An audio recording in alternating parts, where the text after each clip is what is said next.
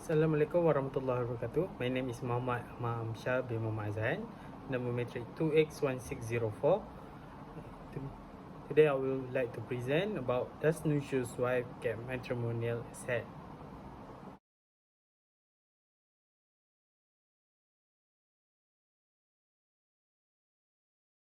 Before we jump into the action that we need to take, so I would like to introduce to you what is the meaning of Nusyuz. Nusyuz is refer to a wife rebellious or disrespectful behavior towards her husband in the framework of Islamic family law. This phrase refers to the union between a husband and a wife. According to Islamic law, a wife is required to obey her husband so long as the husband makes reasonable requests and does not go against religious law. If a wife violates these duties and takes action that are deemed to be against or disobedient to her husband, this is known as nusyuz. The act of nusyuz can take many different forms, such as refusing to fulfill your husband's sexual obligation, leaving the house without his consent, or generally rejecting his lawful and reasonable command.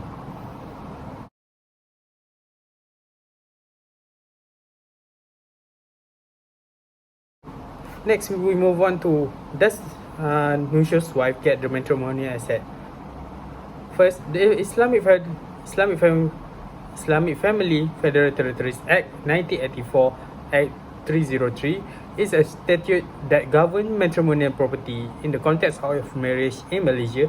According to this law, the wife's right to the marital estate may be impaired in the divorce case where it is established that she committed nusyuz.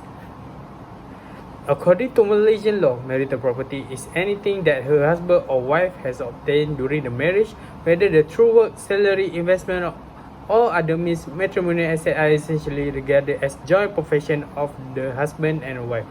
So the conclusion, the wife claim to her conjugal property may be restricted in case when the wife found to have committed nusyuz through. According to Article 56(1)(a) of the Islamic Family Law, if the wife is shown to have committed nusyuz without a justifiable justification, her right to the marital property may be diminished or destroyed. It's crucial to remember that the decrease or abolition of marital property right is not a given.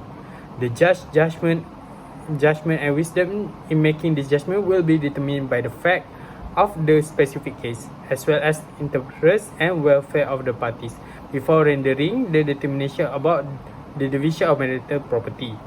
The judge will take into account various variables, including the wife's financial needs and the interests of the children and other pertinent circumstances.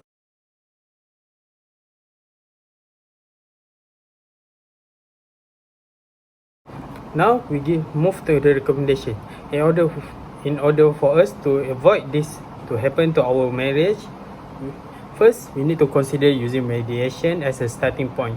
You and your partner can work out a fair and peaceful property settlement with the aid of a professional mediator. Through mediation, parties can avoid drawn-out and expensive court battle while also having a say in how the settlement is reached.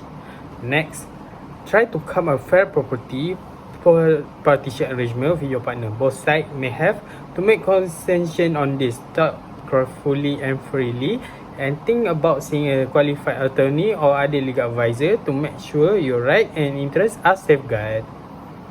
That's all for me. Thank you.